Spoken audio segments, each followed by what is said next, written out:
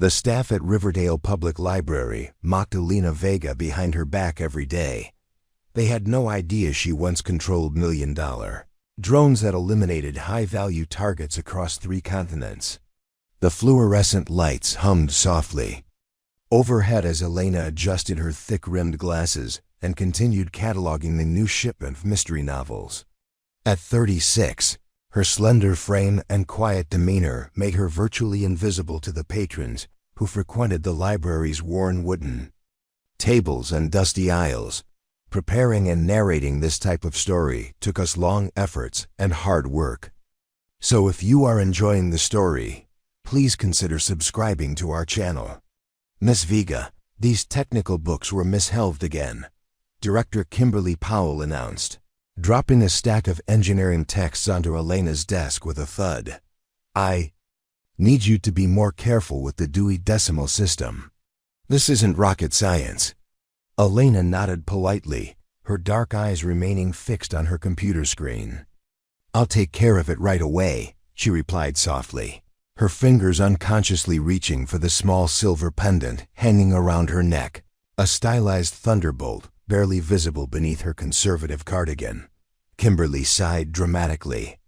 Before walking away, her designer heels clicking against the marble floor.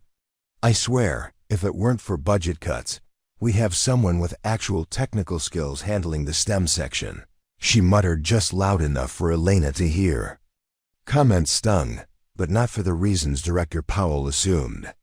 Elena's fingers moved swiftly over the keyboard, correcting the catalog entries with a precision that would have impressed anyone who understood what they were seeing. But no one at Riverdale Public Library ever looked closely enough to notice. Through the tall windows, Elena could see dark clouds gathering. The forecast had called for severe thunderstorms, the kind that made the library's ancient electrical system unreliable. Her gaze drifted momentarily to the emergency procedures manual, gathering dust on the bottom shelf of her desk. The so-called comprehensive guide contained exactly 3 paragraphs about power outages, none of which addressed the vulnerabilities in the building's outdated infrastructure. Elena, we need help with the new digital catalog kiosks, called Marcus, the recently hired IT specialist whose Yale degree featured prominently in his introduction to everyone he met. These things are glitching again. She followed him to the main hall where several frustrated patrons were jabbing at unresponsive screens. Marcus had been trying to configure the new system for weeks, his frustration growing with each failed attempt. I've tried everything, he complained, running his hand through his perfectly styled hair. The vendor swears it's not their hardware, but I can't figure out what's causing the interference. Elena glanced at the nearest kiosk, then at the ceiling where a new Wi-Fi router had been installed directly beneath a major electrical conduit. She hesitated, weighing the consequences of speaking up against the certainty of being dismissed. Have you considered electromagnetic interference from the building's electrical system? She asked quietly. The router placement might be creating signal conflicts. Marcus laughed, not unkindly but with clear dismissal. That's not how these systems work, Elena. This is enterprise-level equipment, not your home internet. It's probably just a software issue. He turned to address the waiting patrons. Sorry, everyone. We'll have to use the old catalog system until our vendor sends a specialist. Elena returned to her desk, the familiar weight of underestimation settling on her shoulders like an old coat. 6 years of operating MQ-9 Reapers from secure facilities, monitoring communications networks across hostile territories, coordinating with satellite systems that cost more than this entire library, and Marcus thought she couldn't understand Wi-Fi interference. Don't mind him, whispered Judy, the elderly reference librarian who had shown Elena kindness since her first day. He treats everyone like they're technological dinosaurs. It's fine, Elena replied with a practiced smile. I'm sure he knows what he's doing. During lunch, Elena sat alone at her desk, reviewing the library's outdated emergency response protocols while eating a simple sandwich. Through the windows, she watched the sky darken as the storm approached. Lightning flashed in the distance, and she found herself calculating the seconds until thunder, an old habit from monitoring weather conditions for drone flights. Library's monthly staff meeting that afternoon was held in the cramped conference room, where Director Powell reviewed budget concerns while Elena took meticulous notes in a small leather-bound notebook. The other staff members shifted restlessly in their chairs, more concerned with ending the meeting than addressing the issues at hand. And finally, we've been selected for the National Security Week program next month, Powell announced with obvious pride. The Department of Homeland Security will be using our facility for a community preparedness exhibition. It's quite prestigious. They only selected 5 libraries nationwide. Elena's pen paused mid-word, her attention suddenly focused. We'll have representatives from various agencies providing information on emergency readiness, cybersecurity, and critical infrastructure protection, Powell continued. Marcus will be our liaison since this involves technical coordination. Marcus straightened in his chair. I've already been in touch with their advance team. They're sending someone named Commander Davidson to inspect our facility next week. Elena's heart skipped a beat. William Davidson, Delta Force Commander turned DHS Regional Director. They'd worked 3 operations together in classified locations. That officially didn't exist. He would recognize her immediately. Elena, since you handle our government documents section, you'll need to prepare a display of relevant materials, Powell added offhandedly. Of course, Elena replied, her voice betraying nothing while her mind raced through implications and contingencies. 6 years of careful anonymity potentially undone by a routine community program. As the meeting concluded, thunder crashed directly overhead, and the lights flickered ominously.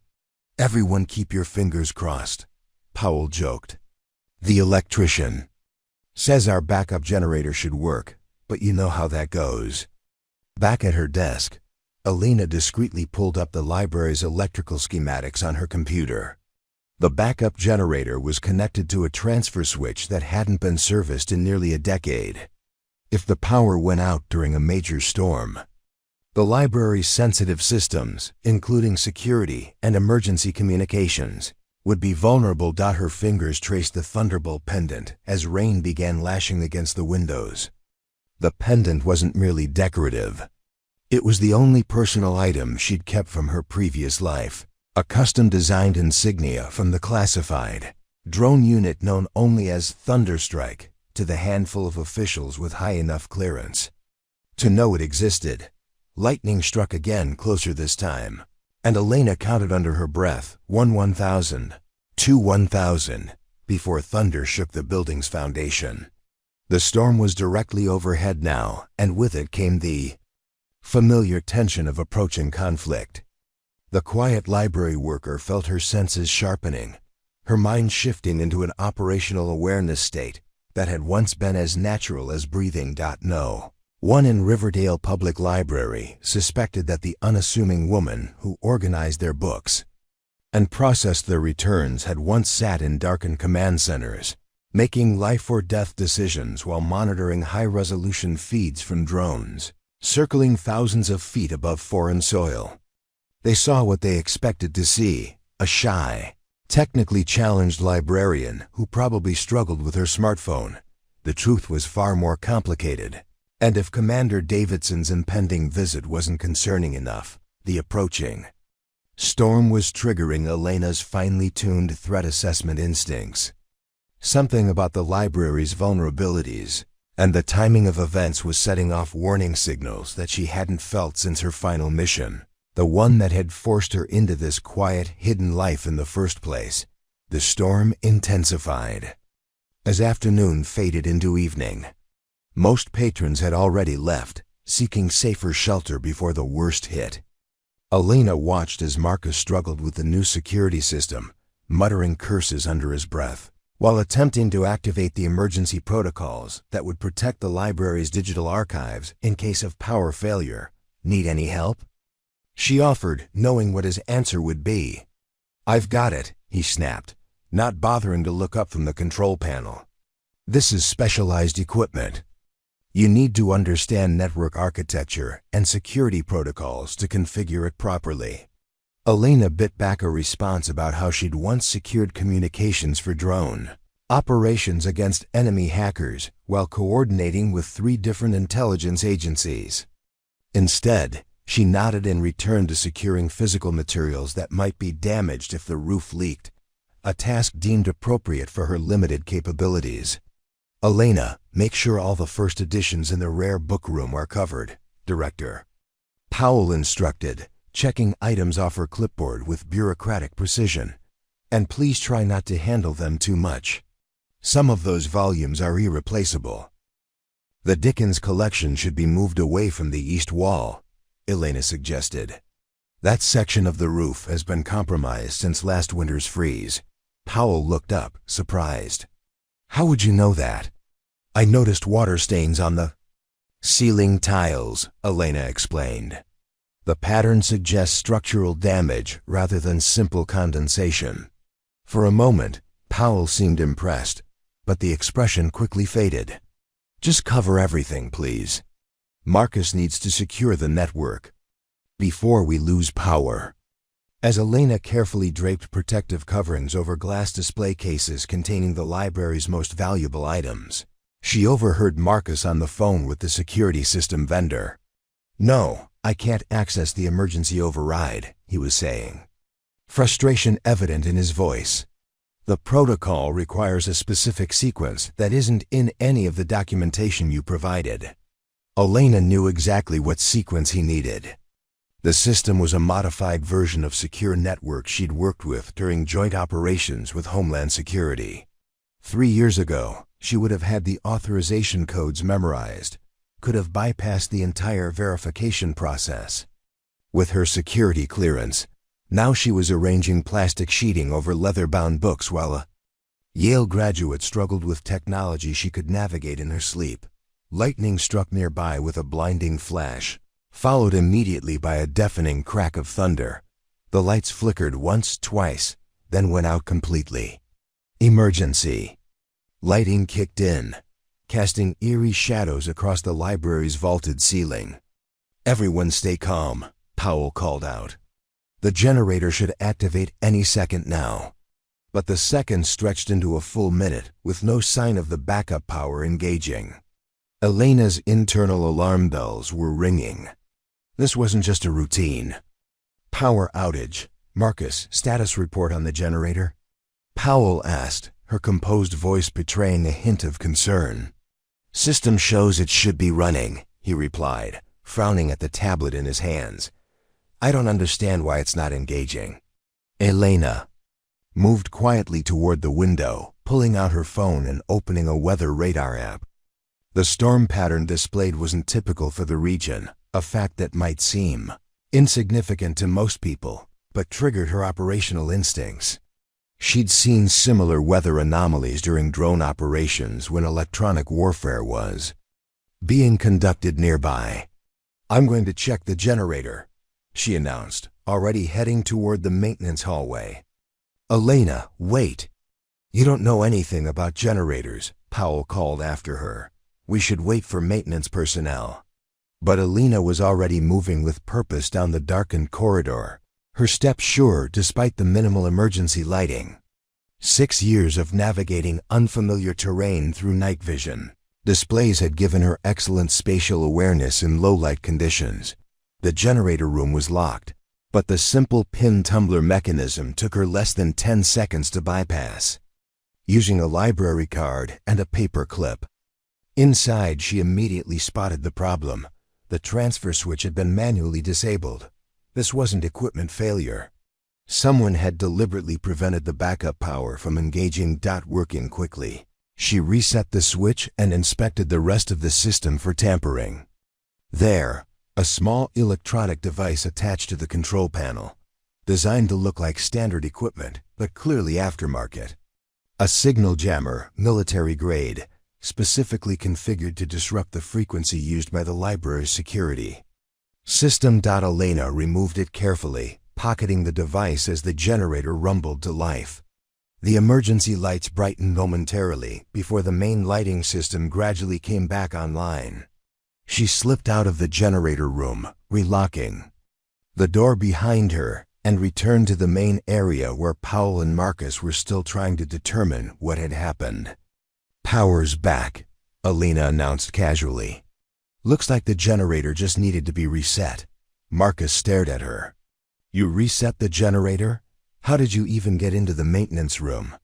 "The door was unlocked," she lied smoothly. "And there's a reset button clearly labeled on the control panel." Powell seemed skeptical but too relieved to question Elena's explanation. "Well, thank goodness for that. Marcus, please check that the security system is back online." Elena returned to covering the rare books, her mind racing. The jammer in her pocket was specialized equipment, used primarily by intelligence agencies and certain military units. Its presence wasn't coincidental, especially with the upcoming Homeland Security exhibition. Someone had deliberately disabled the library's security system during a severe storm when staff presence was minimal. The question was, why? Later that evening, as the remaining staff prepared to leave once the worst of the storm had passed, Elena lingered, claiming she needed to finish reorganizing the government documents that had been disrupted during the power outage. "Are you sure you'll be all right alone?" Judy asked, genuine concern in her voice. That storm was quite frightening. "I'll be fine," Elena assured her with a warm smile. "My apartment lost power earlier, so it's actually nicer here. I won't stay." Too late. Once alone, Elena moved with swift efficiency through the building, conducting a thorough security sweep using techniques honed during years of training. The signal jammer troubled her deeply. It was sophisticated equipment that shouldn't be in civilian hands, the kind of device used for targeted operations, rather than random vandalism or theft. In the rare books room, she noticed something that had escaped attention during the earlier chaos: a glass display case that had been moved slightly out of alignment with the security sensors. To casual observation, it appeared undisturbed, but Elena's trained eye caught the discrepancy immediately. Inside was the library's prized first edition collection of military history volumes, including several containing original maps and strategic documents from conflicts dating back to the Civil War. Valuable, certainly, but not worth the risk and sophistication of the security breach, unless someone was looking for something specific. Elena carefully examined the case without opening it, noting that the dust pattern on one volume had been disturbed. Tactical Analysis of Non-Conventional Warfare, 1960 to 1990, an obscure government publication that would hold little interest for most collectors or thieves. She took out her phone and discreetly photographed the case, then continued her inspection of the library. In the reference section, she found additional evidence of intrusion. A cabinet containing archived governmental reports had been accessed, though nothing appeared to be missing. What troubled her most was the precision of the operation. This wasn't opportunistic theft. It was reconnaissance, someone methodically exploring the library's collections and security systems in preparation for something bigger. Preparing and narrating this type of story took us long efforts and hard work. So if you are enjoying the story, please consider subscribing to our channel. As Elena completed her sweep, she found herself at her own desk, staring at the government documents she'd been organizing for the upcoming Homeland Security exhibition. Most were innocuous public safety pamphlets, but among them was a collection of technical documents related to critical infrastructure protection, including schematics for regional emergency response systems. The realization hit her with sudden clarity. The library's selection for the National Security Week program wasn't random. Someone had deliberately targeted this location because of what it contained and its proximity to something far more valuable than first edition books. The morning after the storm, Elena arrived earlier than usual, carrying a small electronic device disguised as a portable phone charger. She placed it carefully on her desk, positioning it to scan the library's main entrance. To anyone passing by, it looked like ordinary tech clutter, but the modified surveillance equipment was actually mapping the facial patterns of everyone who entered the building. "You're here bright and early," Judy observed, hanging up her raincoat. "Everything all right after that terrible storm?" "Just wanted to make sure nothing was damaged overnight," Elena replied. Her attention focused on a news alert that had appeared on her phone. A data breach at the nearby Maynard Defense Research Facility, reported as a minor security incident, but flagged by several intelligence channels she still monitored discreetly. "Well, our hero librarian saves the day again," Marcus announced, entering with coffee and an exaggerated bow toward Elena. "Seriously though, how did you know how to reset that generator?" "I thought you were technologically challenged." Elena shrugged. "My dad was a handyman. I picked up a few basics." "Must have been quite a handyman," Marcus said, his tone suggesting he didn't entirely believe her explanation. "Director Powell wants to see you, by the way." "Something about the government documents." "Display." In Powell's office, Elena found the director reviewing the preliminary schedule for the Homeland Security exhibition. "Ah, Elena, I wanted to discuss the materials you've selected for display." Commander Davidson's office sent over specific requests for documents related to critical infrastructure protection. She handed Elena a list. The requested materials weren't particularly sensitive on their own. Publicly available information about water treatment facilities, electrical grid access points, and emergency response protocols. But together, they painted a detailed picture of the region's vulnerabilities. "Is everything on this list in our collection?" Powell asked. "Most of it," Elena replied carefully. "Some of these documents would require special access from the Federal Depository Library program.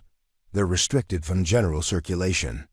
Powell frowned, but Commander Davidson specifically requested them. "Surely we can make exceptions for Homeland Security." "I'll see what I can do," Elena promised, though she had no intention of assembling this particular collection. Something felt wrong about the request, especially in light of the security breach during the storm.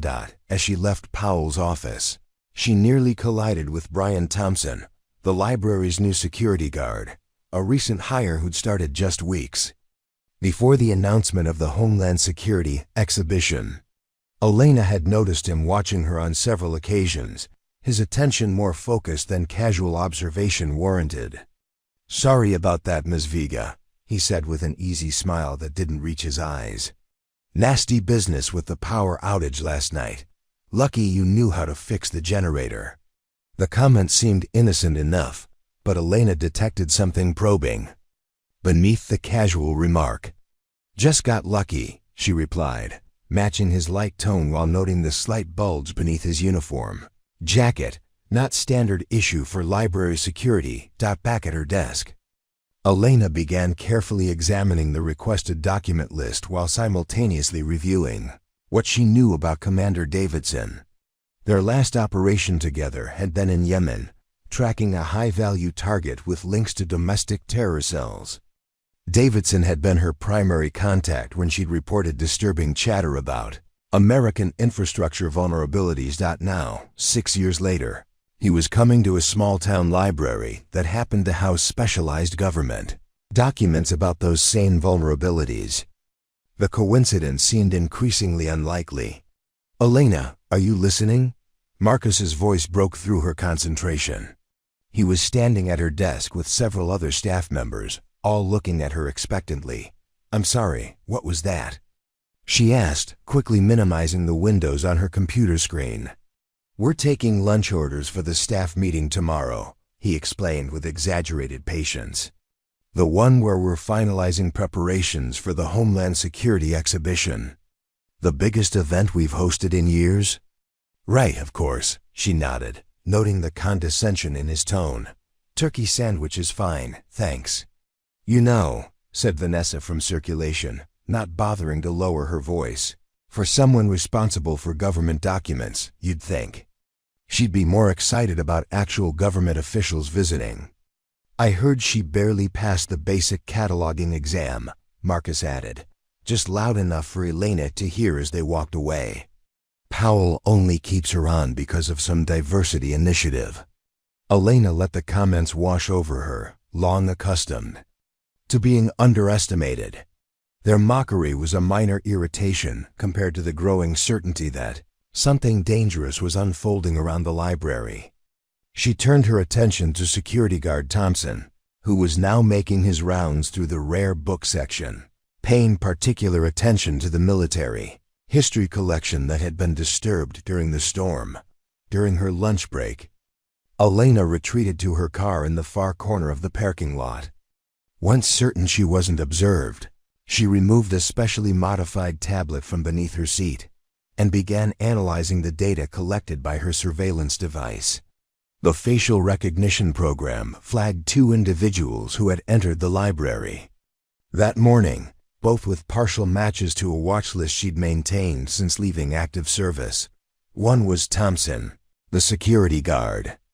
The other was a frequent patron who claimed to be researching a book on local history, but spent most of his time accessing government documents about regional infrastructure. Neither match was conclusive enough to justify official action, especially given her unauthorized use of classified technology, but it strengthened her suspicion that the library had been deliberately targeted. When Elena returned, she found Director Powell giving Thompson a tour of the areas being prepared for the Homeland Security exhibition. "We'll need additional security protocols for this section," Powell was saying, gesturing to the government documents area that Elena managed. "I've already developed a security plan," Thompson replied with professional confidence. "We'll restrict access to this wing entirely during the exhibition setup." "Is that really necessary?" Elena asked, joining the conversation. "Some of those materials are needed by regular patrons for research." Powell gave her an impatient look. "Elena, this exhibition is a priority. Commander Davidson specifically requested heightened security for all government documents." "Of course," Elena conceded, noting how Thompson studied her reaction. "I just want to make sure we're maintaining proper access protocols. Federal depository materials have specific availability requirements by law. I'm sure Homeland Security understands the regulations better than we do," Powell replied dismissively. "Thompson will handle the security arrangements. You just focus on gathering the requested materials." That afternoon, Elena was organizing references when she overheard Marcus speaking with Thompson near the newly installed security cameras. "These camera feeds go directly to the main server?" Thompson was asking, examining the equipment with professional interest.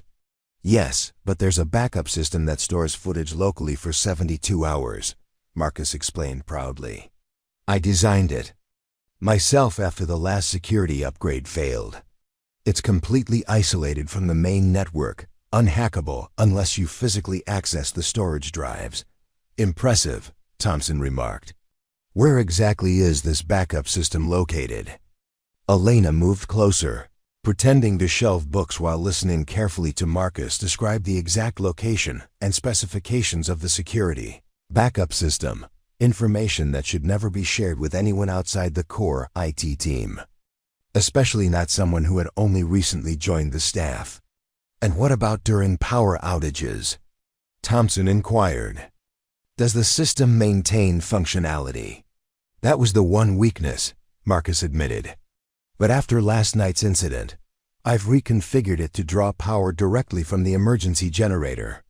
Even if we lose main power again, security footage will continue recording uninterrupted." Elena nearly dropped the book she was holding. Marcus had inadvertently revealed exactly how to compromise the library's entire security system, target the generator again, but this time be prepared for someone to reset it manually. The casual conversation had just provided a step-by-step guide for bypassing every protection they had in place. As she watched Thompson make notes in what appeared to be a standard security log but which Elena recognized as a tactical planning document, she felt a familiar tension building, the same focused alertness that had preceded critical drone operations. Someone was preparing to strike, using the library as either a target or a staging ground for something larger. The question was whether Elena could stop them without revealing her true identity and potentially endangering everyone around her. For 6 years, she had maintained her cover, becoming invisible through deliberate underperformance and careful anonymity. Now that carefully constructed facade might be the only thing preventing her from protecting the very people who dismissed her. 2 days before Commander Davidson's scheduled visit, Elena noticed a pattern of activity that confirmed her worst suspicions. Thompson had modified his security rounds to create a consistent 3-minute blind spot in the rare books room, not long enough to trigger suspicion, but sufficient time for someone familiar with surveillance systems to access restricted materials undetected. The library was hosting an evening lecture series on local history, bringing in larger crowds than usual. Elena used the increased foot traffic as cover to install discrete monitoring devices at key points throughout the building, modified versions of equipment she'd once used to track insurgent movements in conflict zones. "What are you doing?"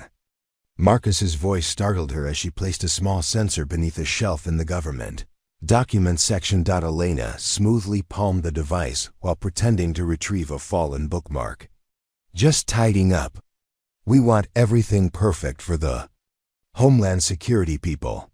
Marcus leaned against the shelf, arms crossed. "You know, you've been acting strange ever since the power outage. First the generator miracle, now spending extra hours reorganizing documents that were already organized." "Just trying to be thorough," she replied with a carefully measured smile. "Right," he said, clearly unconvinced. "Well, Director Powell, once everyone in the conference room. Commander Davidson's advance team is here to do a preliminary walkthrough." Elena's pulse quickened. "Advance team? I thought Davidson himself was coming next week." "Plans changed. They sent some security consultant to check the place out first." "Very hush-hush and important," Marcus added with a hint of mockery. "Maybe try not to mention your dad the handyman when talking about our security systems." In the conference room, Elena found Director Powell in animated conversation with a tall, lean man in an impeccably tailored suit. His bearing immediately registered to her trained eye, military precision disguised beneath civilian clothing. "Everyone, this is Michael Reeves from the Department of Homeland Security," Powell announced. "He'll be evaluating our facility before Commander Davidson's visit next week." The man surveyed the assembled staff with practiced casualness, his gaze lingering fractionally longer on Elena. She kept her expression neutral, but internally her mind was racing. This wasn't one of Davidson's regular team members. She would have recognized him from their previous operations. Either Davidson had expanded his unit or something was very wrong. "Thank you for accommodating this last-minute inspection," Reeves said, his voice carrying the controlled authority of someone accustomed to command. "Commander Davidson places great importance on this exhibition, particularly the documents related to regional infrastructure security." As Reeves outlined the security requirements for the exhibition, Elena studied his mannerisms, noting inconsistencies in his presentation. Certain phrases he used were technically correct but outdated by at least 2 years, terminology that had been revised in official Homeland Security protocols after she'd left active service. "Ms. Vega," Reeves addressed her directly, "I understand. You're responsible for the government documents section. Have you assembled all the materials requested for the exhibition?" "Most of them," she replied carefully. "Some are still pending approval from the Federal Depository Program." Something flickered in his eyes, annoyance perhaps, or recalculation. "I was under the impression those approvals had already been expedited." Commander Davidson specifically mentioned the importance of the regional grid analysis documents. "I submitted the requests immediately," Elena explained. "But clearance protocols for restricted documents typically take 5 to 7 business days, even with expedited processing." Powell intervened with obvious embarrassment. "I'm sure Elena can contact them again to stress the urgency. We want to be fully accommodating to Commander Davidson's requirements." "Of course," Reeves smiled thinly. "Perhaps Ms. Vega could show me what materials she has prepared thus far, while the rest of you continue with the general facility preparations." As the meeting dispersed, Elena led Reeves to the government documents section, her senses on high alert. They were being followed discreetly by Thompson, who had positioned himself to monitor their conversation while pretending to check door security. "Impressive collection," Reeves commented, examining the shelves with practiced efficiency. "How long have you worked with these materials, Ms. Vega?" "About 6 years," she answered truthfully. "Since I joined Riverdale Library. And before that?" he asked casually, though his posture had subtly shifted to a more vigilant stance. "Academic libraries, mostly. Nothing as exciting as a Homeland Security exhibition." She deliberately misarranged a document on her desk, the regional power grid analysis that had been specifically requested.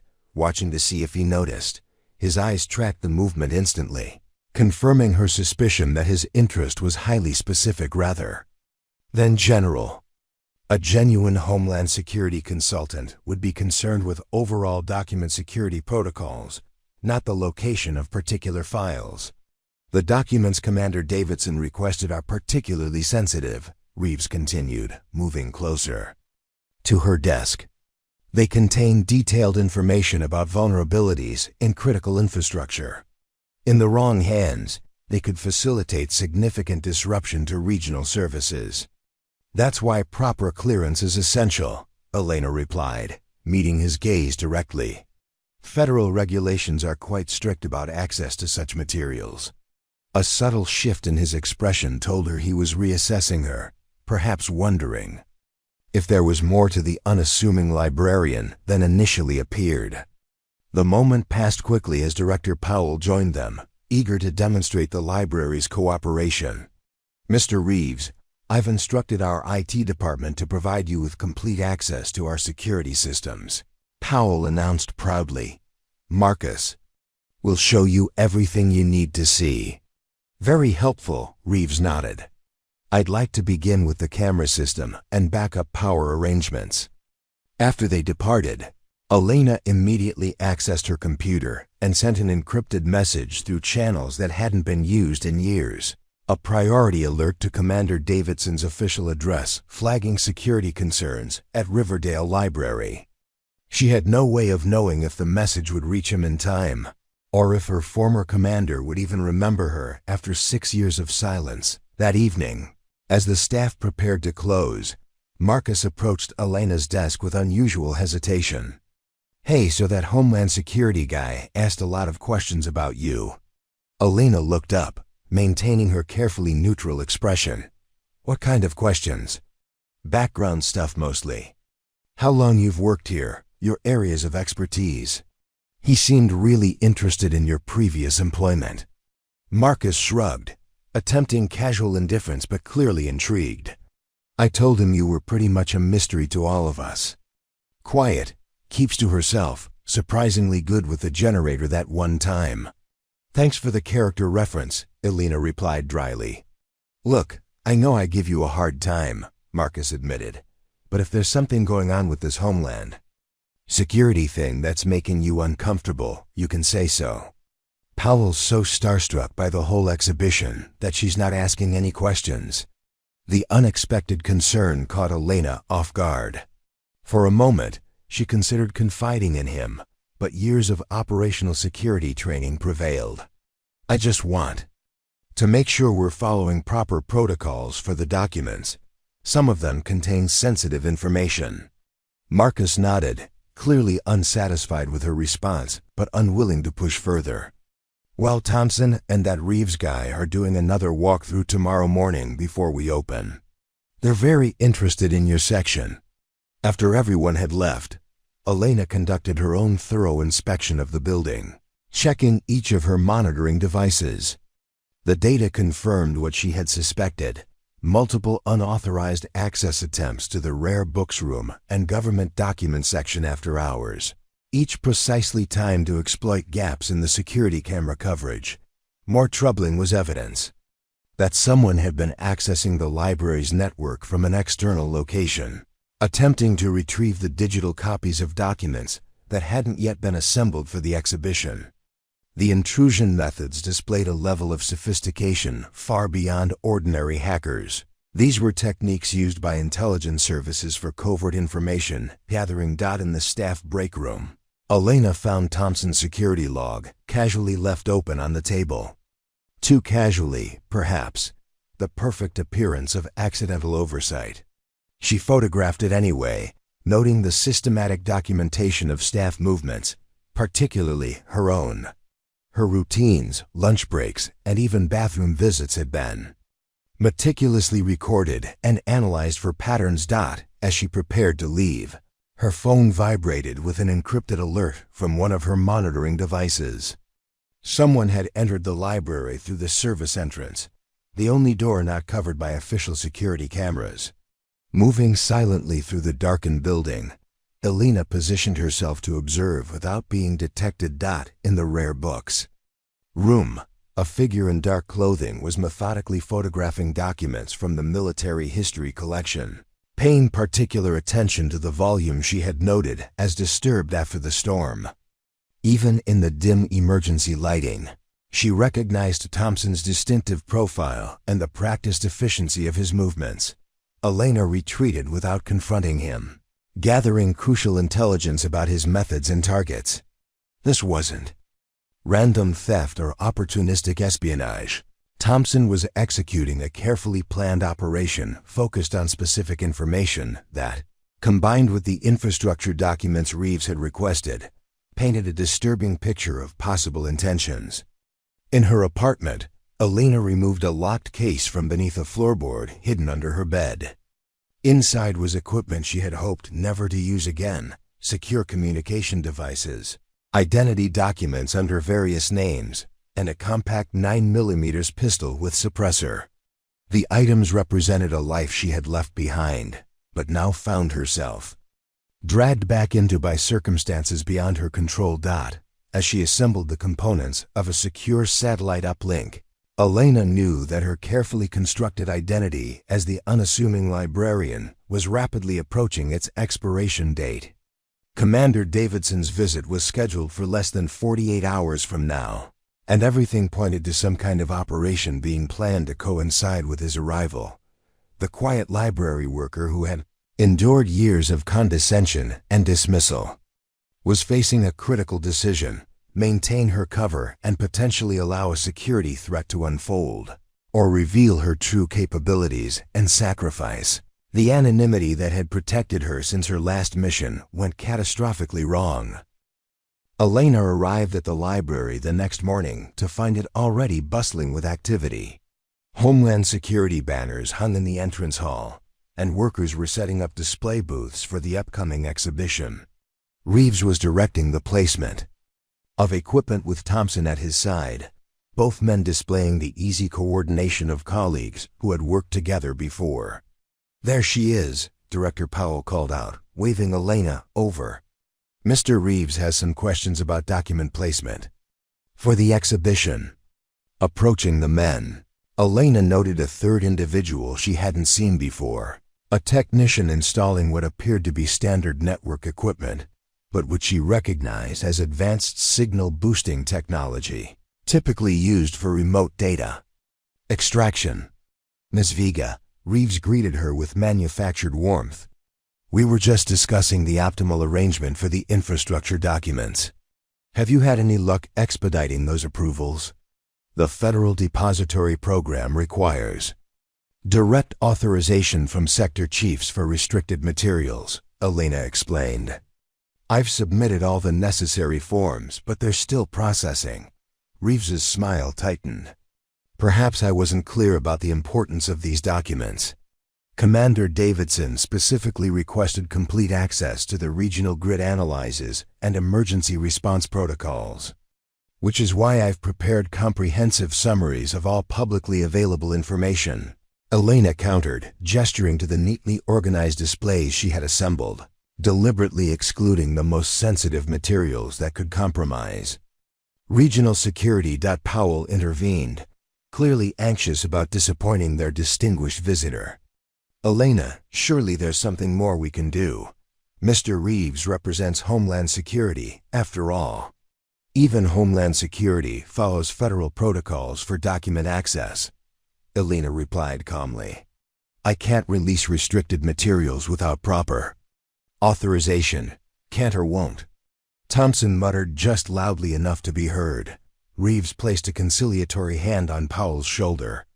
It's quite all right. Ms. Vega is simply following procedures. I respect that level of commitment to security protocols. His eyes met Elena's with calculated assessment. Perhaps we could speak privately about alternative arrangements. Before Elena could respond, Marcus burst into the room, his face flushed with excitement. The new security system is fully operational. I've integrated all the cameras with motion detection and facial recognition capabilities. Facial recognition? Elena asked sharply, immediately concerned about how this might interact with her own surveillance equipment. State of the art.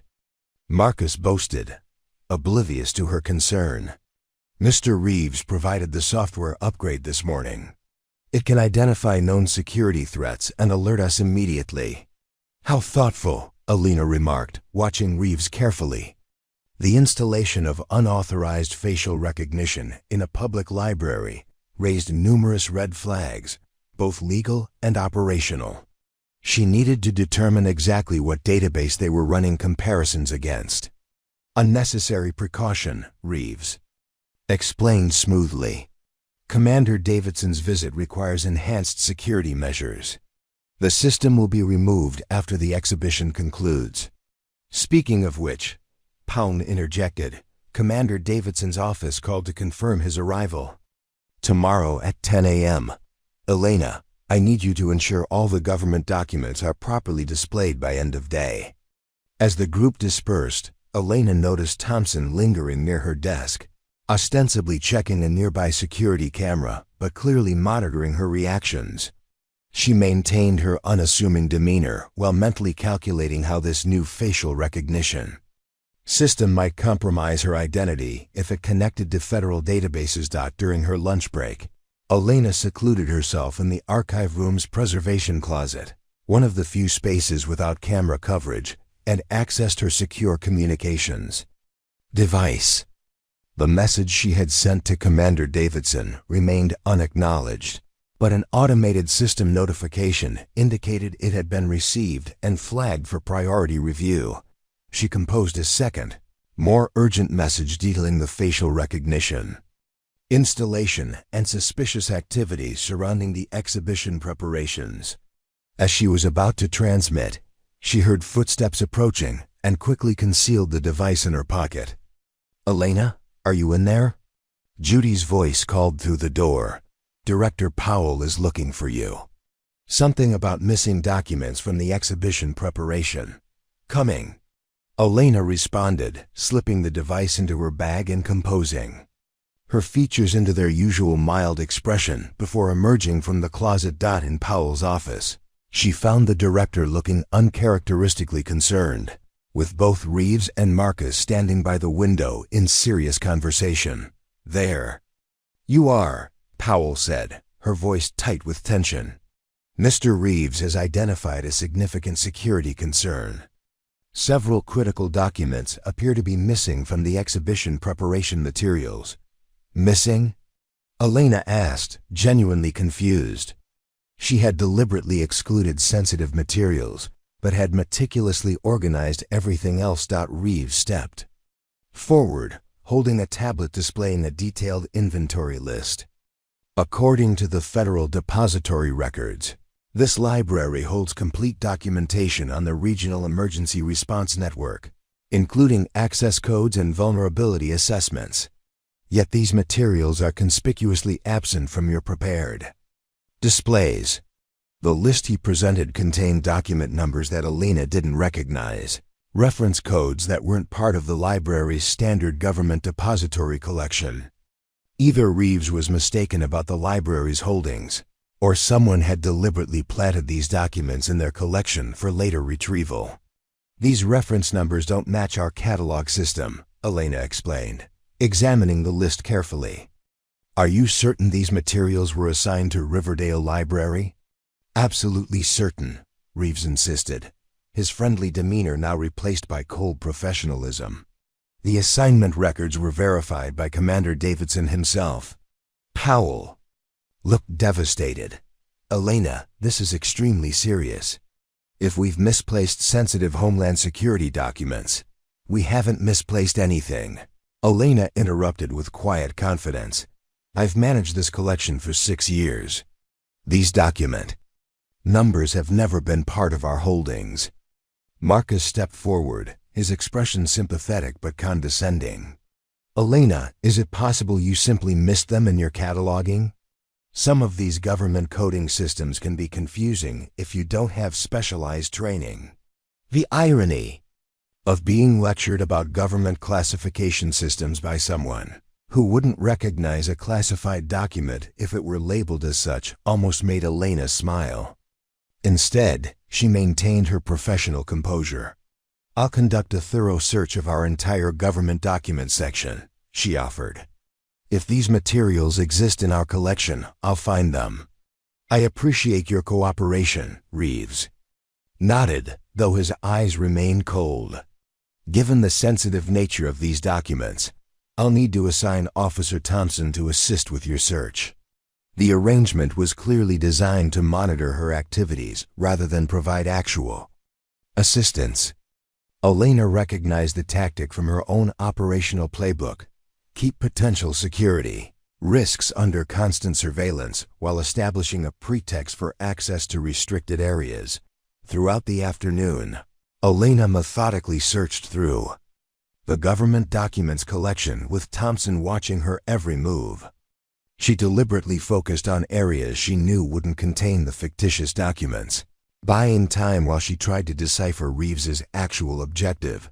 Finding anything? Thompson asked after several hours of searching, his casual tone belied by the intensity of his observation. Nothing matching these reference numbers, Elena replied, which is exactly what I expected. Director Powell mentioned you've been here 6 years, he commented, leaning against a shelf. Always in this same position?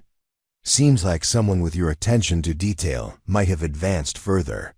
The question contained a subtle probe. Why would someone capable of managing complex document systems remain in a junior position for so long? It was the kind of inconsistency that intelligence operatives were trained to identify. I like the stability, Elena answered simply. Not everyone wants to climb the career ladder. Thompson nodded thoughtfully. Still, must be frustrating sometimes. Having people like Marcus explain simple concepts to you when you clearly understand the material.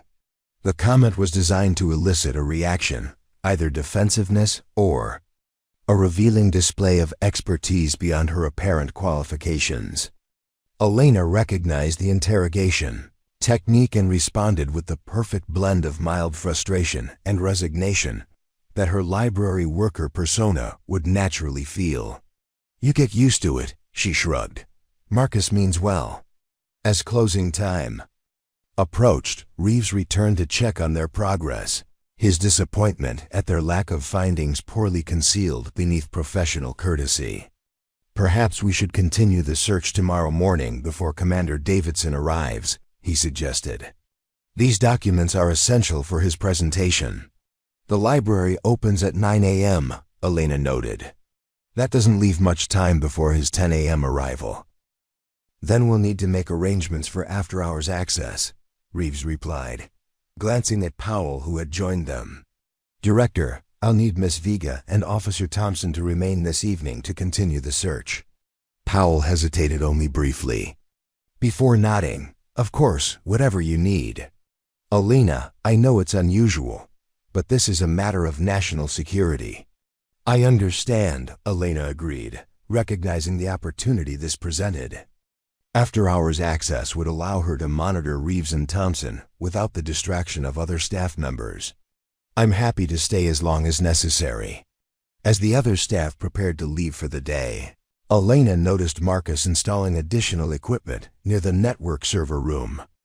The components weren't standard library technology. They appeared to be high-capacity data transfer devices designed for rapid extraction of large information databases. "Need any help with that?" she offered, approaching him with deliberate casualness. Marcus looked up, surprised by her interest. "Just some additional security measures for tomorrow. Mr. Reeves wants redundant systems in place for Commander Davidson's visit."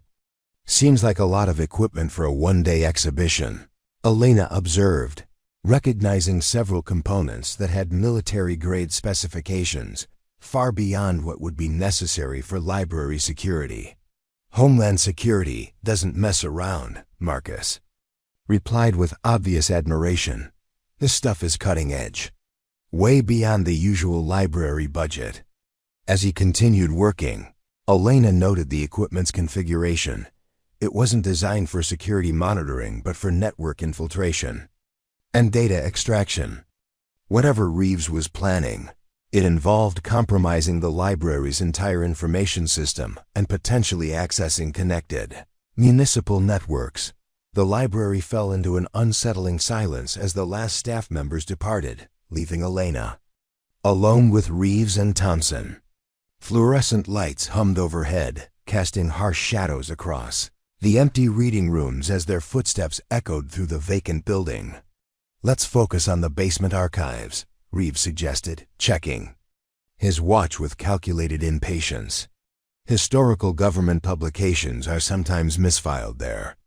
Elena recognized the directive for what it was. The basement contained the library's primary network infrastructure and backup power systems. "The basement isn't organized for government documents," she countered. "Those materials would never be stored there." "Nevertheless," Reeves insisted, his tone hardening slightly, "we should be thorough in our search." As they descended the narrow staircase to the basement level, Elena noted Thompson positioning himself between her and the exit, a standard containment tactic she had used herself during operations involving potentially non-compliant assets. Basement was dimly lit, rows of metal shelving containing older periodicals and rarely accessed reference materials. The air was cooler here, tinged with the musty scent of aging paper and the faint electrical hum of network equipment, housed in a glass-walled server room at the far end. "You take that section," Reeves directed, pointing Elena toward shelves furthest from the server room. "Officer Thompson and I will check these areas."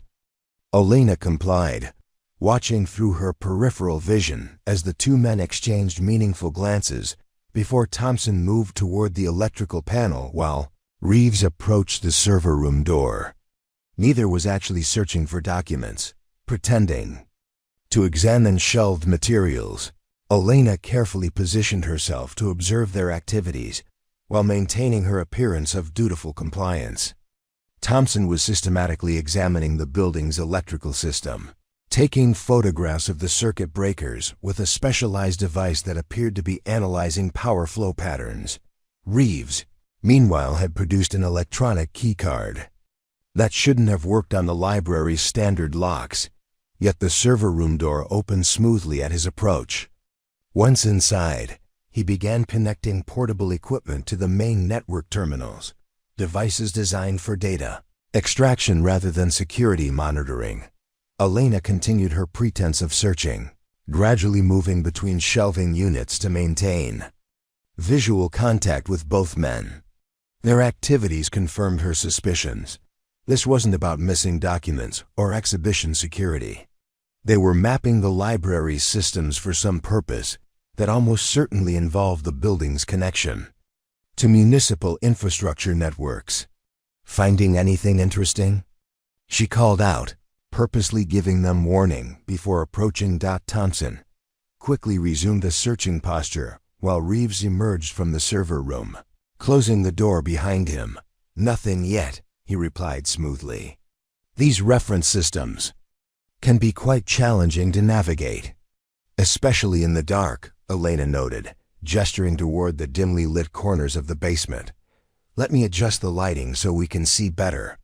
Before either man could object, she moved to the control panel and increased the illumination, deliberately exposing the equipment Reeves had installed in the server room through its glass walls. That's better, isn't it? Now we can actually see what we're looking for. A flicker of annoyance crossed Reeves's face before he regained his composure. Ms. Vega, you seem remarkably comfortable navigating this building's systems for someone who couldn't reset a simple security protocol during the power outage. The direct challenge signaled a shift in tactics. Reeves was now testing her cover story more aggressively, looking for inconsistencies. Elena maintained her unassuming demeanor while mentally adjusting her own strategy. The lighting system is much simpler than the security network, she replied with just the right amount of defensive justification. Anyone can turn up the brightness. Thompson moved closer, his posture subtly transitioning to a more alert stance. Mr. Reeves raised an interesting point. For someone who claims minimal technical expertise, you've shown surprising capabilities several times now. I never claimed to be technically inept, Elena corrected him mildly. I simply said those systems weren't my specialty. Library science focuses on information organization, not network security. Reeves checked his watch again, an action Elena recognized as coordinating timing rather than genuine impatience. It's getting late. Perhaps we should continue this search tomorrow morning. I thought these documents were essential for Commander Davidson's presentation, Elena reminded him, deliberately challenging the inconsistency in his approach. Weren't they urgent enough to justify after-hours access? Your dedication is commendable, Reeves replied, his voice taking on a harder edge. But I believe we've established that these materials aren't where they should be. That raises important questions about document security that Commander Davidson will need to address personally. As they prepared to leave the basement, Elena's surveillance device vibrated in her pocket, an alert that someone else had entered the building through the service entrance. The same entrance Thompson had used for his late-night document photography session. Did you hear that? She asked, pausing on the stairs to create a distraction while checking the surveillance feed on her phone. The thermal imaging showed 2 additional figures moving through the main floor toward the rare books room. Hear what? Thompson questioned, instantly alert. It sounded like a door closing upstairs, Elena explained, watching their reactions carefully. Neither man showed surprise, only a momentary exchange of glances that confirmed they were aware of the new arrivals. Back on the main floor, Reeves made a show of checking his phone. I need to make a call regarding tomorrow's security arrangements. Officer Thompson, please escort Ms. Vega out of the building while I finish up here. I need to secure the government document section before leaving, Elena objected, gesturing toward her desk where materials were still laid out from their earlier search. Those are restricted access materials that can't be left unsupervised. Reeves's expression hardened. Officer Thompson can assist you in securing them quickly. We've imposed on your time enough this evening. The directive was clear. They wanted her out of the building while their associates completed whatever operation was underway in the rare books room. Elena complied with apparent reluctance, efficiently organizing the documents while surreptitiously activating additional surveillance devices beneath her desk. You're very methodical, Thompson observed, watching her precise movements. Military level of organization. Library science requires attention to detail, she replied, recognizing the probe for what it was. Misplaced documents might as well be lost entirely. As Thompson escorted her to the exit, Elena noted his hand resting near his concealed weapon, his posture suggesting readiness rather than relaxation. At the door, he waited for her to exit first, positioning himself to ensure she actually left rather than found an excuse to remain inside. Have a good evening, Ms. Vega, he said with practiced courtesy. We'll continue our search tomorrow morning. I'll be here at 8:30, she replied, adjusting her bag on her shoulder. That should give us time before Commander Davidson arrives. Once outside, Elena walked directly to her car under Thompson's watchful gaze. She started the engine and drove out of the parking lot, circling the block before parking at a service station with a clear view of the library's rear entrance. Within minutes, her surveillance feed showed 2 additional figures joining Reeves and Thompson inside the building. The operation was larger than she had initially assessed. At least 4 operatives working in coordination, with specialized equipment and apparent interest in both the library's technical infrastructure and specific documents. Whatever they were planning would culminate with Commander Davidson's visit tomorrow morning. Elena activated her secure communication device and found a response waiting, not from Davidson, but from a security protocol she had helped design years ago. The automated message was brief but clear. Authentication verified. Asset reactivation. Protocol initiated. Await instructions. The system had recognized her security signature and flagged her communications for priority response. Someone in her former chain of command was now aware of her location and concerns. The question was whether help would arrive before whatever operation Reeves was orchestrating reached its culmination. In her car, Elena opened a hidden compartment beneath the spare tire and removed equipment she had hoped never to use again. Specialized surveillance gear, non-metallic defensive tools, and a secure tactical communications set. For 6 years she had maintained her cover as an unremarkable librarian, cultivating a persona of quiet competence overshadowed by social awkwardness. Tomorrow, that carefully constructed identity would likely be sacrificed. The quiet librarian who endured condescension with patient resignation would need to become something else entirely, the woman who had once directed precision strikes against high-value targets and coordinated complex intelligence operations across hostile territories. As she assembled her equipment, Elena thought about her colleagues at the library. Well-meaning Marcus with his technical arrogance, dismissive Director Powell, kind-hearted Judy. None of them had ever seen the real Elena Vega. Tomorrow, depending on what Reeves and his team were planning, they might catch a glimpse of the woman behind the carefully crafted facade, a woman with capabilities they couldn't begin to imagine. Elena arrived at the library at precisely 7:15 a.m., well before the scheduled opening time. The building stood quiet in the early morning light, its brick facade innocent of the machinations taking place within. Using the staff entrance, she accessed the building with her key card, deliberately triggering the security system to record her early arrival. Inside, she moved with purposeful efficiency, no longer mimicking the hesitant posture of her librarian persona. Her surveillance feeds had shown Reeves and his team departing just after midnight, leaving behind whatever modifications they had made to the library's systems. She had less than 3 hours to assess the situation before Commander Davidson's arrival. The main floor appeared undisturbed, everything in perfect order for the exhibition. Elena bypassed it entirely, heading directly to the server room in the basement. The lock had been professionally reset after Reeves's access, but yielded quickly to the specialized tools she had brought with her. Inside, she found exactly what she had feared: sophisticated data interception equipment integrated with the library's network infrastructure.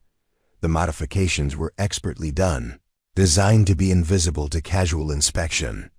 The system would allow complete access to any network connected to the library's systems, including the Municipal Emergency Services Grid and regional utility management platforms. More concerning was a secondary installation clearly designed for signal broadcasting, rather than data collection. Elena photographed everything before carefully disconnecting specific components. Not enough to alert Reeves that his equipment had been discovered, but sufficient to prevent the most dangerous functionalities from activating. She then installed her own monitoring devices to track any commands sent to the system. Moving to the rare books room, she found additional evidence of tampering. Several historical military texts had been removed from their protective cases and returned with nearly imperceptible alterations. Miniature transmitters embedded in their bindings, positioned to evade standard security sweeps. The pattern was becoming clear. The library had been chosen not for its documents, but for its location and connections to municipal systems. Whatever Reeves was planning involved using the building as an operational hub, with Commander Davidson's visit providing both cover and opportunity. "Elena, what are you doing here so early?" She turned to find Marcus standing in the doorway, coffee in hand, looking surprised and slightly suspicious. "Final preparations for the exhibition," she replied smoothly, adjusting her posture to resume her librarian demeanor. "I wanted to make sure everything was perfect before Commander Davidson arrives." Marcus approached, setting down his coffee to examine the display cases. "These were arranged differently yesterday. Did Reeves authorize these changes?" "Director, Powell asked me to optimize the historical context presentation," Elena improvised, noting that Marcus was more observant than she had given him credit for. "The chronological arrangement makes more sense for visitors unfamiliar with military history." He seemed to accept the explanation, though his gaze lingered on her with newfound curiosity. "You seem different this morning. More ... double quotes." He searched for the word, ... focused. "Big day," she shrugged, deflecting his observation. "Not every day. We host someone from Homeland Security." "Speaking of which," Marcus continued, lowering his voice despite the empty building, "did you notice anything odd about Reeves and Thompson? They had me install some equipment yesterday that seemed excessive for a simple exhibition." The question presented both risk and opportunity. Marcus's technical knowledge made him both a potential ally and a liability, depending on how much he had already discerned about Reeves's modifications. "What kind of equipment?" Elena asked carefully. "Signal boosters, network bridges, some hardware I didn't recognize," he replied, his brow furrowed. "When I asked what it was for," Reeves said, "it was standard security protocol for high-level government visitors. But I've worked with government systems before, and this wasn't standard anything." Elena made a rapid assessment. Marcus was genuinely concerned rather than complicit. "Did you mention your observations to anyone else?" He shook his head. "Who? Would I tell?" "Powell's completely starstruck by the whole Homeland Security connection, and everyone else knows even less about network systems than ... He caught himself. ... Well, you know what I mean. Then someone like me?" Elena completed his thought, allowing a hint of her actual expertise to surface. "Someone who just files books and occasionally fixes generators." Marcus had the grace to look embarrassed. "I'm sorry about that. We've all been pretty dismissive of your technical abilities." "With good reason," Elena replied, maintaining her cover while building a tentative alliance. "Library science focuses on information organization, not network security." She paused, seeming to consider something. "Though I do find it concerning that they're installing unauthorized equipment on municipal systems." "Exactly," Marcus agreed, his voice rising with vindication before he consciously lowered it again. "That's what bothered me. Some of these modifications could potentially access secure municipal networks, not just our library systems." "What time does Director Powell usually arrive?" Elena asked, checking her watch. "Not until 8:30, usually. Why?" "I think we should document what's been installed before everyone else arrives," she suggested, careful to frame it as a procedural concern rather than a security operation. "Just for the library's records." As they moved through the building, Elena guided Marcus to identify and photograph the modifications while she surreptitiously disabled the most concerning components. His technical knowledge proved more substantial than his sometimes condescending manner had suggested. and he quickly recognized the suspicious nature of several installations. "This isn't right," he muttered, examining a device connected to the CADE emergency alert system. This could potentially override emergency broadcasts throughout the entire municipal network. Why would an exhibition need that capability? "Maybe we should notify Director Powell when she arrives," Elena suggested.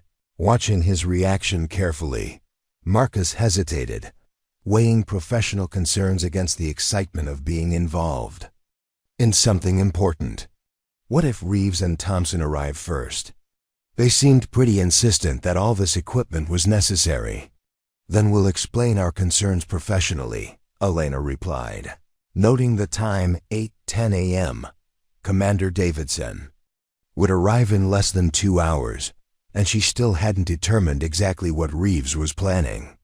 "In the meantime, maybe we should review the exhibition materials to make sure everything else is in order." In the government documents section, Elena led Marcus to the displays she had prepared, deliberately drawing his attention to the regional infrastructure materials.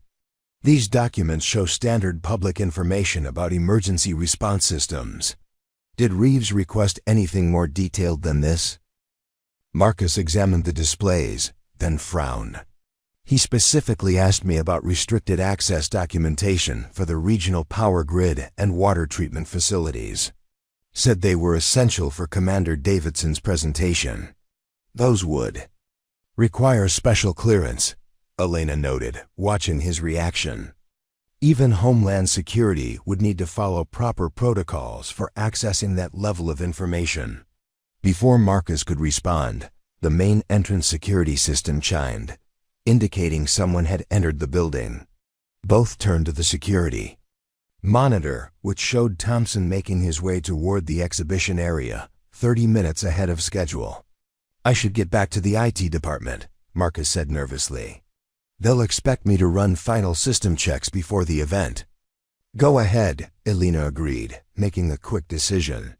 "I'll finish preparing the document displays." As Marcus departed, Elena retrieved her phone and accessed the secure communication channel she had established overnight. Still no direct response from her former command structure, but the automated system indicated her alert had been escalated to active status. Whether support would arrive before Davidson remained uncertain. Thompson appeared in the government document section moments later, his casual demeanor contradicted by the focused assessment in his eyes. "Good morning, Ms. Vega. You're here bright and early." "Final preparations," she explained, gesturing to the displays. "Everything needs to be perfect for Commander Davidson's arrival." "Indeed it does," Thompson agreed, his gaze traveling over the documents she had organized. "Mr. Reeves asked me to verify that all requested materials are available. He was particularly concerned about the regional infrastructure documentation. As I explained yesterday, those restricted materials require special authorization," Elena replied, maintaining her professional tone. "I've prepared comprehensive summaries of all publicly available information instead." Thompson's expression hardened slightly. Commander Davidson will be disappointed. He specifically requested complete access to those documents. Then Commander Davidson can present his credentials and proper authorization forms, Elena responded, allowing a hint of bureaucratic stubbornness to color her tone, the natural response of a rule-following librarian. "Federal regulations regarding restricted documents are quite clear." "Your dedication to procedure is admirable," Thompson remarked, his hand casually shifting to rest near his concealed weapon. "But sometimes national security concerns supersede standard protocols." The implied threat hung in the air between them, tension building as Elena calculated her options. Direct confrontation would reveal her capabilities prematurely, potentially accelerating whatever Reeves had planned. Continued compliance might provide more intelligence but limit her response options later. The decision was made for her when Director Powell's voice echoed from the main entrance. "Good morning. Is that Officer Thompson I see? Where is everyone? We have less than an hour before Commander Davidson arrives." "We should join the others," Elena suggested, gathering a folder of documents to bring with her. Director Powell will want everything ready for the commander's inspection. Thompson nodded, the momentary tension receding beneath professional courtesy.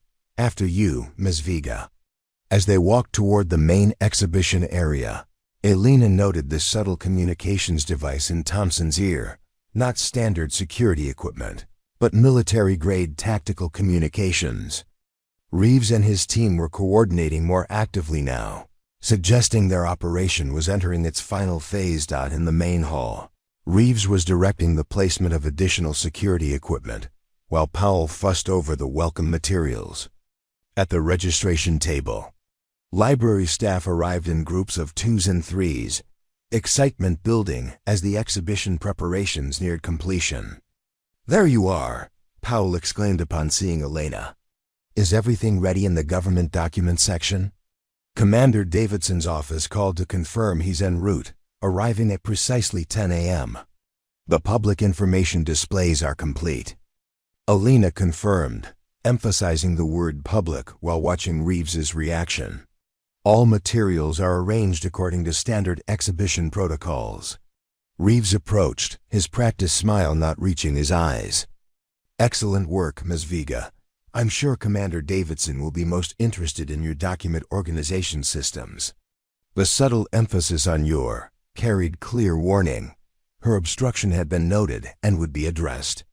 Elena maintained her unassuming expression while mentally calculating tactical positions throughout the exhibition space, identifying potential threats and evacuation routes. Whatever Reeves was planning would culminate with Davidson's arrival, and Elena was increasingly certain it involved more than simple data theft. The equipment modifications, strategic positioning, and coordinated team suggested an operation with physical as well as informational objectives.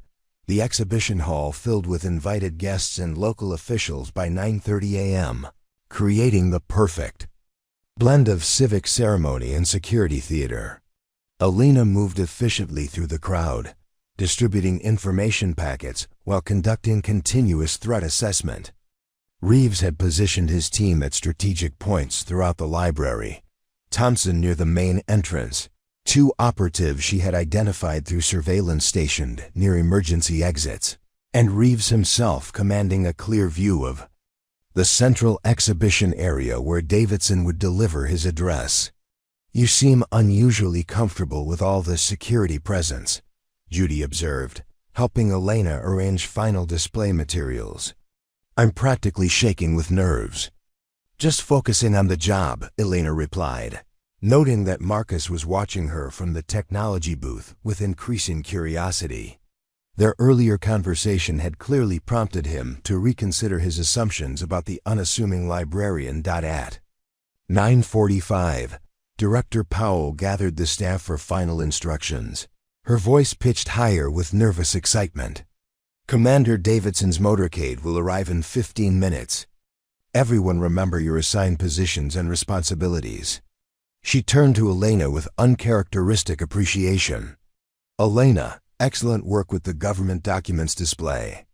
I've never seen it so professionally organized." "Thank you," Elena responded, noting how Reeves tensed slightly at the praise, another indication that the documents section featured prominently in whatever operation he had planned. "Mr. Reeves has informed me that we should expect additional security personnel with Commander Davidson," Powell continued. "They may conduct routine scanning of the facility, so please cooperate fully with any requests." Elena's internal alarm intensified. Standard protection details wouldn't need to conduct facility scans when advance teams had already secured the location. Either Davidson was arriving with counter-surveillance capabilities that might detect Reeves's unauthorized modifications, or Reeves was creating a pretext for additional operatives to access sensitive areas of the building. As the staff dispersed to their positions, Elena made eye contact with Marcus and subtly gestured toward the technology booth. He nodded and met her there, partially concealed by the display equipment. "Something's wrong," she stated quietly, abandoning pretense in favor of efficiency. Did you verify what those signal boosters Reeves installed are actually designed to do?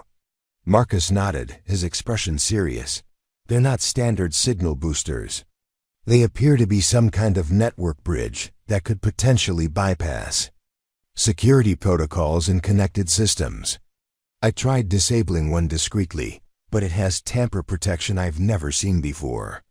If I gave you access to the main server room, could you implement a system-wide authentication reset without triggering alerts? Elena asked, her tone shifting from uncertain librarian to commanding operational specialist. Marcus blinked, clearly startled by the transformation. Yes, theoretically, but that would require administrator credentials we don't have. And why would we? I have the credentials, Elena interrupted, making a rapid decision based on escalating threat assessment.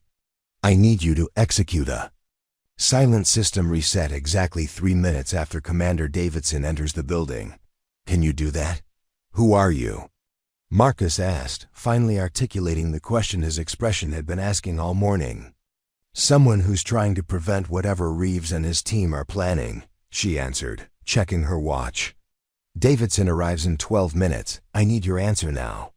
Marcus studied her face, then nodded slowly. I'll do it. But you owe me one hell of an explanation when this is over. If we're successful, you'll get it, Elena promised, slipping him an encrypted drive concealed in a library inventory sheet. Use this if the standard reset fails, and Marcus, be careful. These people aren't who they claim to be. As Marcus returned to his station, Elena resumed her position near the government documents display, maintaining her librarian demeanor while continually monitoring Reeves and his team. Their body language had shifted subtly into pre-operational readiness, weight balanced for rapid movement, hands positioned for quick access to concealed weapons, communications more frequent and concise. At precisely 9:58 a.m., Director Powell's phone chimed with a message. Commander Davidson's motorcade has arrived, she announced, her voice quivering with excitement. Everyone to your positions. The main entrance doors opened as security personnel established a perimeter. Elena immediately recognized the standard formation of a high-level protection detail, except something was wrong. The agents moved with coordinated precision, but their positioning protected the perimeter rather than focusing on the approaching dignitary. They were establishing containment, not protection. Through the doors walked a tall, distinguished man in a formal military uniform adorned with commander's insignia and service decorations. He moved with confident authority, acknowledging the assembled crowd with practiced cordiality. To everyone present, he was the very image of Commander William Davidson, senior Homeland Security official. Everyone except Elena, who instantly recognized that the man was not Davidson. She had worked directly with Commander Davidson during 3 classified operations.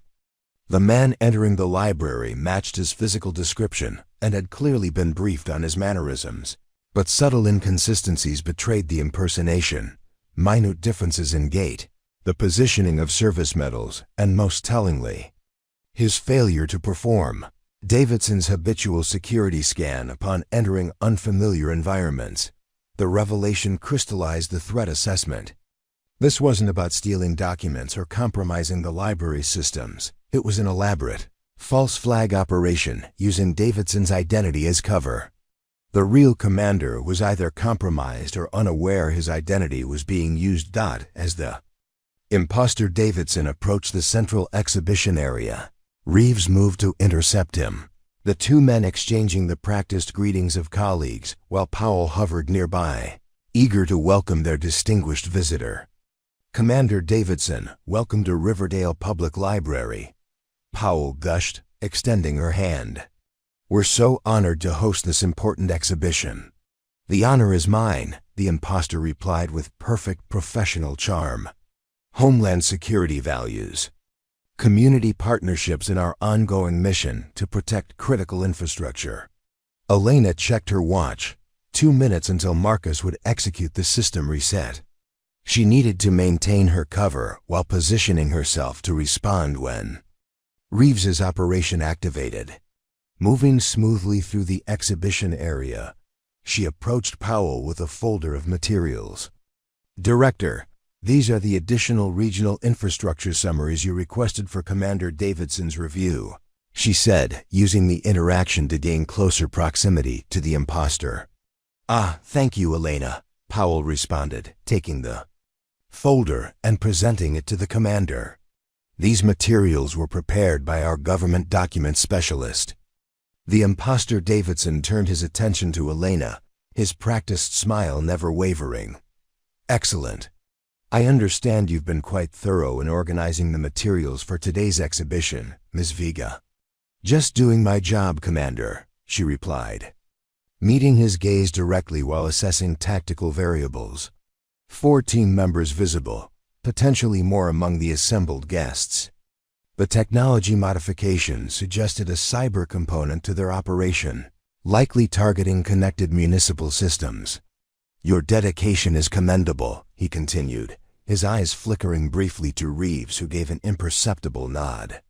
"Perhaps you could show me the historical military documents I've heard so much about? I have a particular interest in tactical analysis publications."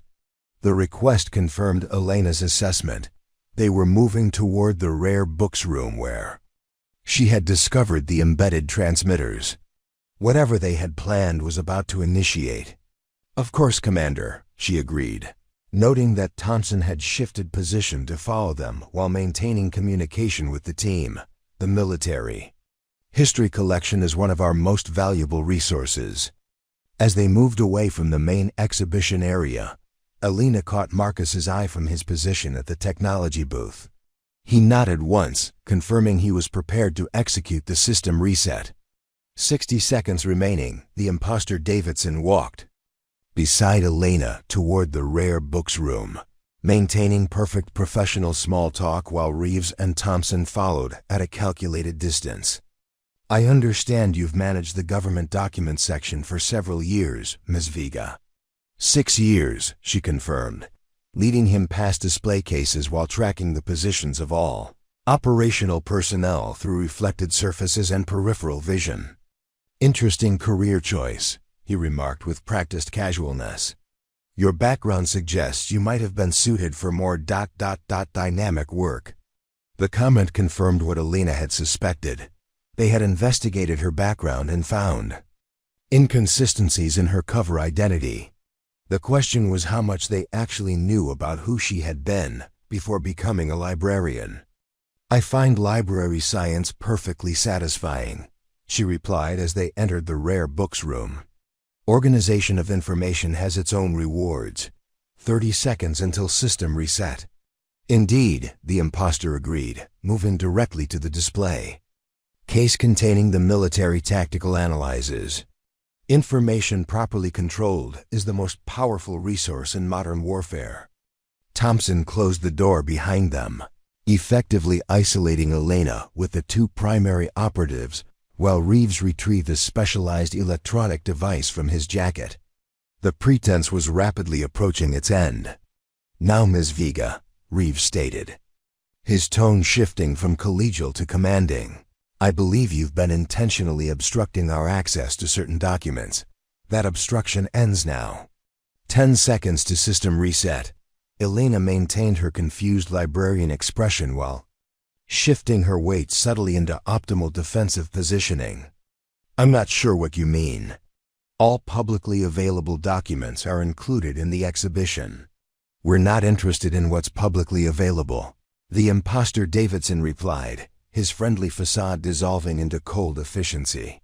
"We know this. Facility houses restricted documentation on regional infrastructure vulnerabilities. Documentation you've deliberately concealed." 5 seconds.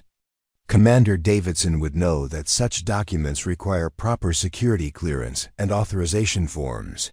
Elena responded, allowing a hint of her true capabilities to surface in her suddenly more precise diction and unwavering gaze. The impostor stiffened, recognizing the challenge in her statement. She had just revealed she knew he wasn't Davidson. Reeves moved his hand toward his concealed weapon, while Thompson positioned himself to block the exit. "Who are you really, Ms. Vega?" Reeves demanded, the charade completely abandoned. The lights flickered once as Marcus executed the system reset, temporarily disabling the surveillance cameras and security systems throughout the building. In that moment of electronic darkness, Elena Vega ceased being the unassuming librarian and became something else entirely, the precision weapon she had been trained to be. In the 3 seconds of darkness, Elena moved with lethal precision. When the emergency lights engaged, Thompson was unconscious, the impostor Davidson was disarmed, and Reeves found himself immobilized by his own tactical restraints. "Thunderstrike Actual, Authorization Sierra 9 Delta 7, Elena spoke into her pendant, which contained a concealed communication device. "Package secured, location compromised." The library doors burst open as a tactical team swarmed the building. The real Commander Davidson entered, his weathered face showing recognition when he spotted Elena. "Operation Bookworm complete," he announced, approaching her with professional respect. "6 years deep cover. You never stopped serving, did you, Captain Vega?" The staff watched in stunned silence as their unassuming colleague was revealed to be a highly decorated intelligence operative who had been placed at Riverdale Library to monitor domestic terror threats using its connection to government databases. "The librarian was the perfect cover," Elena explained later to a bewildered Marcus and Director Powell. "Who pays attention to the quiet woman organizing government documents?" "Your dismissal of my capabilities was my best protection." Marcus shook his head in disbelief. "All those times I explained basic technology to you ... were extremely helpful in maintaining my cover," Elena finished with a genuine smile. "Sometimes being underestimated is the greatest tactical advantage." 2 weeks later, Elena's desk sat empty, her resignation letter citing family obligations as her reason for leaving. The staff now treated her absence with reverent whispers, the story of the librarian who wasn't growing more elaborate with each retelling. Only Commander Davidson knew the truth, that Elena had already assumed a new identity in another city, continuing her silent vigilance against threats most citizens would never know existed, because sometimes heroes don't announce themselves with uniforms and medals. Sometimes they hide in plain sight, shelving books and enduring condescension, watching over us without recognition or thanks. Invisible guardians whose greatest weapon is being underestimated. If you enjoyed this incredible true story, don't forget to hit that subscribe button and join our growing community of viewers. Where are you watching from? Drop a comment below and let us know which of our stories have inspired you the most. New videos every Wednesday that will change how you see the ordinary people around you. Remember, extraordinary heroes often hide in plain sight.